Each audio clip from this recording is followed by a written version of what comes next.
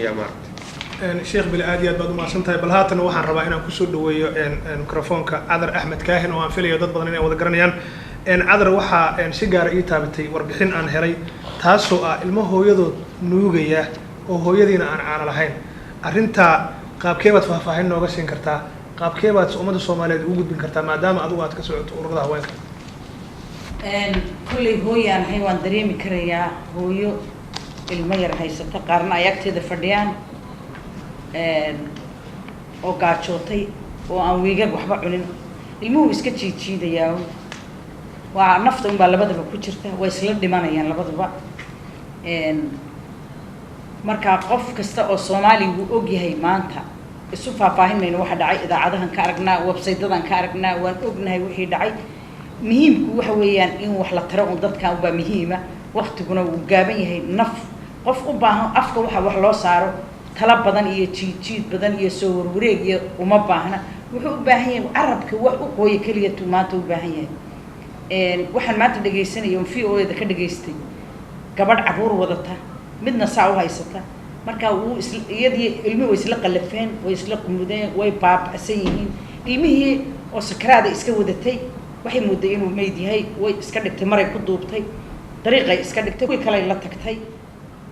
dad dariiqa maraya ayaa soo maray waxaan marada ku duuban markaasay eegeen mise waa ilmo wuuba dhaqdhaqaaqayaa xeradii qaxoontigaa la keenay hadda hooyadii iyo ilmihii baa la isla raadinaya xeradii qaxoontiga la iskala raadinayay marka waynu ognahay dhibta waddankeeni ka jirta dhibtu intay ka jirta ilaa gobollada dhexe kasoo rogan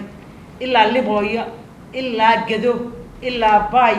ilaa intaasoo dhan waad ogtihiin ilaa Ethiopia oo doolow abay maraysaa dhibtii haddii aynu ummadda Soomaaliyeed isu gurmato wuxuun baynu qaban karnaa waxa la yidhi irbad la ururiye masaar bay noqotaa qofuuna hala xishoonay $5 qofuuna hala xishoonay $1 waxaasoo dhan qof unbay carabka u qoynaysaa maanta yaa allah bay taagan tahay boosta aakhira ayay idiin gelaysaa maalin laga irtaal daran yahay bay lacag buuran kuu noqonaysaa ducada iyo karaamadaas caruurtaada aynu qurbaha la joognay kuu ilaalinaysaa qofba qofuu ka sadaqada badan yahay ilmihiisu wuu ka dhowrsanaanayaa marka walaalayaal isu naxariista ilaahayna haynoo naxariisto markaad isu naxariisataan buu ilaahayna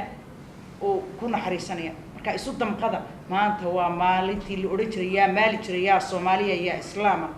assalaamu calaykum cadar aad iyo aad baad u mahadsantahay daawadayaal gacan shisheeye ma lagu baahi bixi karaa waxaan su-aashaa rabaa bal inaan weydiiyo Amiire Axmed oo iyadu ka mid ah Somali Community of Minnesota oo haatan iyaduna ku sugan xarunta waraysigu ka dhacayo Amiire kusoo dhawo barnaamijka assalaamu calaykum waraxmatullahi wabarakaatu walaalkiis waa mahadsantahay gacan shisheeye ma lagu baahi bixi karaa gacan shisheeye horta sidaan u wada ognahayba annagoo dhan baahi kaama bixin karto oo gacantaadii iyo waxaad xooggaa kusoo saaratay unbaa ku anfacaya marka taasna maaragtay insha allah ilaahay idinkiisa waxaan rajaynaynaa inaan gaarno hadda laakiin waxa yaala waxay tahay walaalayaalow dadkii annaga inoo baahan ilaahay wada ka sokow ilaahay wuu siin karaa waadna wada ogtihiin waxaas arrin la isku sheegaya ma ahan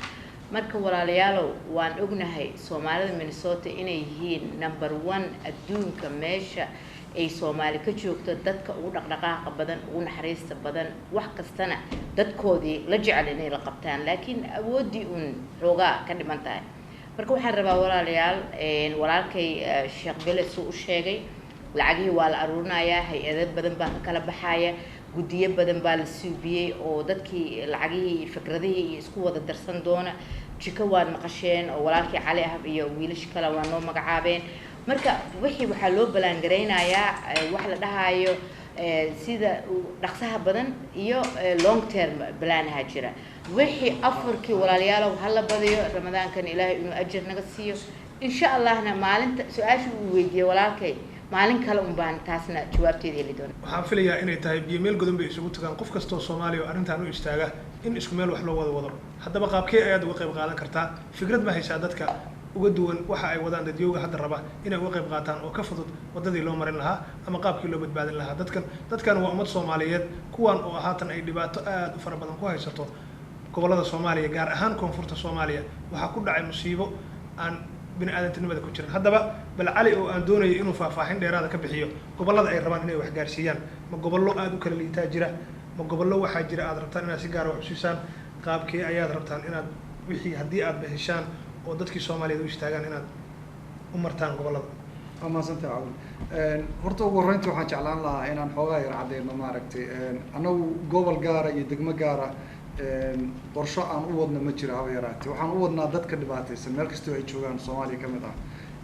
hadda meelaha ugu badan oo dadku ay noo soo report gareynayaan noo soo sheegayo ama warbixinada ku helayno waa gobolada Bay, Bakool, Gedo, Lower Shabeelle Naxaas iyo Moqokuri mar baa listiga lagu soo daray wax soo taray weli ma aanan arag barnaamijka aan rabnaa hadda dadkaas inaan gudaha wax ugu qabanana waa programka jikooyinku waa program ay dhalinyaro Soomaaliyeed oo dhulkaas degan ay sponsoreen oo uu wakiil u yahay ninka la yiraahdo Suldaan Warsame Caliyo waa la wada yaqaanaa Suldaanku wuxuu yiri anaa mid sameeyay waa effective way shaqeynaysaa dadkana lagu badbaadin karaa annaguna waxaan la ku raacnay haddii mid shaqeysay 20 ma ka dhigi karnaa 50 ma ka dhigi karnaa 100 ma ka dhigi karnaa dadka reer Minnesota marka waxaan weydiinaynaa qofkii rabo inuu su'aalahaas jawaab u helo Suldaanka la xiriiro Suldaanku asaga guddi sameynaya goboladaan oo dhan ka sameynaya Bay, Bakool, Gedo iyo Lower Shabeelle in jikooyin laga furo oo dadka aan socon karin ee meesha ku dhimanaya Bay, Bakool, Gedo iyo Lower Shabeelle dadkaas meeshooda jiko loogu geeyo oo laga sameeyo way jirtaa organisationno badan oo shaqo wada oo dadka Soomaaliyeed ay lacag ka ururayaan masaajidada lacag ka ururayaan organisationadaas waxaan ognahay waxay kulligood dhaqaalihii geynayaan waa xuduudka Kenya oo ah xeryaha Libooya iyo magaalada Muqdisho dowladda Muqdisho aad baan uga warhaynaa guddi bay u saartay shaqo fiican bay ka qawadaa Muqdisho dad badan oo Soomaaliyeed ayaa oo reer Minnesota ayaa gacan ka geysanaya wada laakiin arrinta jikooyinku waxay noqotay more effective quickly wax loogu jawaabi karo oo hadda dad dhimanaya lagu badbaadin karo bari ilaa saa dambe sidaas darteed ayaan u rabnaa inaan jikada xoog saarno oo cash degdeg loo raise gareeyo waayo jikadii dhan oo kun qof bay biili kartaa maalinka quudin kartaa waxa leeyahay $200 ku baxaysa imagine marka haddaan content jika sameeyno ee day waa meeqo content jika $200 waa $1,000 haddaan marka 20,000 helno 20 beri baan dad badbaadinaynaa midkiiba 1,000 oo Soomaaliyan 20 beri badbaadinaynaa marka waa sarna wax dhiba ma laha dad aamin ah oo shaqadii qabanaya oo connectionkii sameynaya oo aan warbixinadooda gadaal ka siin doonana way joogaan ma santii haddaba Suldaan Warsame isagu wuxuu ka yahay cuqaasha ku nool gobolka Minnesota ee Soomaaliyeed ma u baahan tahay inaad ka hesho faahfaahin dheeraada ama sidee ayaad ula xiriiri kartaa telefoon numberkiisu waxa weeye 612 5 7 1 7 4 waa 5 1 7409 waa 5 1 7 4 9 ma u baahan tahay inaad xiriir dheeraad la samayso Suldaan Warsame Caliyo oo isagu kamid ah cuqaasha ku nool gobolka Minnesota kaasoo isagu hadda u ololeynaya barnaamijka ka hortagga masiibooyinka abaaraha ee ku dhacday ummadda Soomaaliyeed ma u baahan tahay inaad hesho telefoonkiisa sida ayaad ku heli kartaa Sama TV ayaa kugu soo gudbinaysa lambarkiisa waa 612 5 1 7 4 intaas way telefoonkiisa haddaad rabtaan waan idinku celinayaa waa 612 570 intaas waa telefoonkiisa oo aad kula xiriiri kartaan waxaanu u xilsaaran yahay gobolada ay ka mid yihiin Bay, Bakool, Gedo iyo Shabeellada Hoose haddaba ku dadaal sidii aad uga qayb qaadan lahayd barnaamijkan masiibooyinka hortagga masiibooyinka abaaraha ee ku dhacday walaalkaaga Soomaaliyeed ee haatan la daala dhacaya gaajada iyo biyo la'aanta ay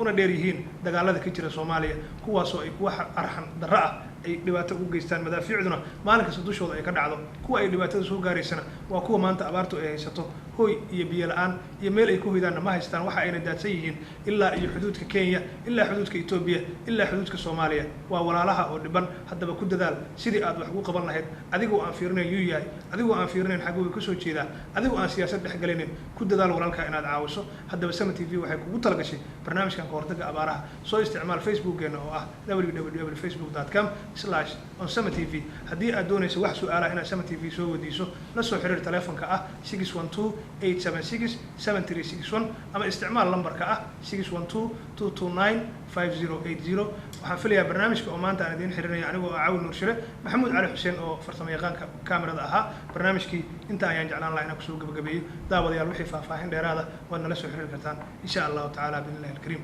Assalaamu calaykum.